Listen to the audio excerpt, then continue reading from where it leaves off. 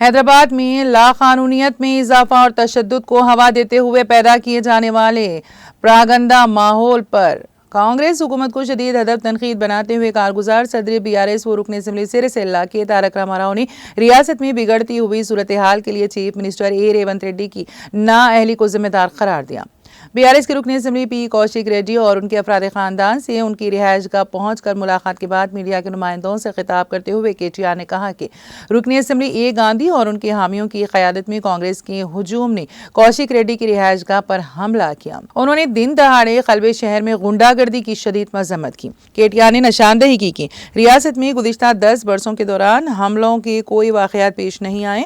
उन्होंने रियासत में लाक़ानूनियत के सबूत के तौर पर 30 यौम में 28 कत्ल की वारदातों का हवाला दिया और कहा कि मौजूदा सूरत हाल के लिए नाअहल चीफ मिनिस्टर जिम्मेदार हैं, जिनके पास वज़ारत दाखिला का भी कलमदान है। उन्होंने रेवंत रेड्डी की बाहैसियत चीफ मिनिस्टर बरकरारी के लिए अहलियत पर इस्तफसार किया। उन्होंने चीफ मिनिस्टर की बार बार गैर हाजिरी और नई दिल्ली में पार्टी हेडक्वार्टर्स के दौरों का भी तस्करा किया। ए गांधी से कौशिक रेड्डी के सवालात को दुरुस्त करार देते हुए केटीआर ने ए गांधी की पार्टी से वाबस्तगी से मुतालिक इन्हीं सवालात का इयादा किया। उन्होंने कहा कि रेवंत रेड्डी तवज्जो मुंतशिर करने और सुर्खियों में रहने के लिए हथकंडों का इस्तेमाल कर रहे हैं। उन्होंने पेशकयासी की कि रेवंत रेड्डी तारीख में सबसे ज्यादा नाअहल चीफ मिनिस्टर के तौर पर जाने जाएंगे। रामाराव ने रेवंत रेड्डी का तकाबुल साबिका कायदीन जैसे एन चंद्राबाबू नायडू, वाई.एस. राजशेखर रेड्डी, किरण कुमार रेड्डी और के रोशैया से किया।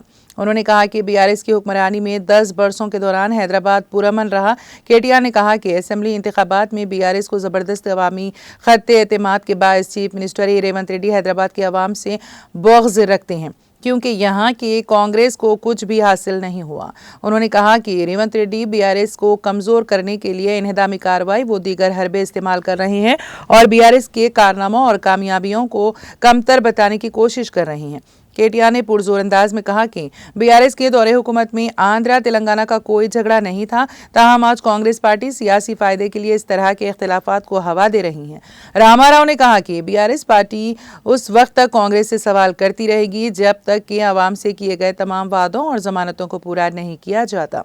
उन्होंने उन पुलिस और इदारान के खिलाफ कार्रवाई पर जोर दिया जो गुंडों को कौशिक रेड्डी की रिहाइशगाह पर ले गए। उन्होंने कौशिक रेड्डी के अफराद खानदान के साथ इजहार यगानगत करते हुए इस्तफसार किया कि अगर कौशिक रेड्डी के खानदान को हमले में नुकसान पहुंचता तो इसका जिम्मेदार कौन होता। उन्होंने इस वाक़े के बाद बीआरएस के सीनियर कायदीन जैसे हरीश राव को हरासानी की कोशिश पर पुलिस पर शदीद तनकीद की और कहा कि अवामी तायद व हिमायत के बायस ऐसी कोशिशें नाकाम साबित हुई। केटीआर ने कहा कि मुनहरफ अराकीन असेंबली के खिलाफ कार्रवाई के लिए स्पीकर कानून साज असेंबली को हाई कोर्ट की हिदायत के बाद मुनहरफ अरकान को अहलियत खत्म होने का खौफ तारी हो गया है।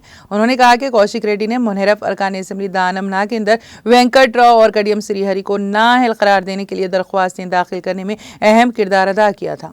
रामाराव ने बीआरएस की जानिब से कौशिक रेड्डी का शुक्रिया अदा किया। उन्होंने याद दिलाया कि रेवंत रेड्डी ने क़ब्ल अज़ीं कहा था कि पार्टी से मुनहरफ होने वाले अरकान असेंबली को संसार के जरिए मौत के घाट उतार देना चाहिए। हाई कोर्ट के फैसले के दिन ही ए गांधी को सदरनशीन एपीसी मुकर्रर किया गया। कौशिक रेड्डी ने जमहूरी इक़्तिदार को पामाल करने पर इस्तफसार किया, जिन पर उनकी रिहाइशगाह पर हमला किया गया।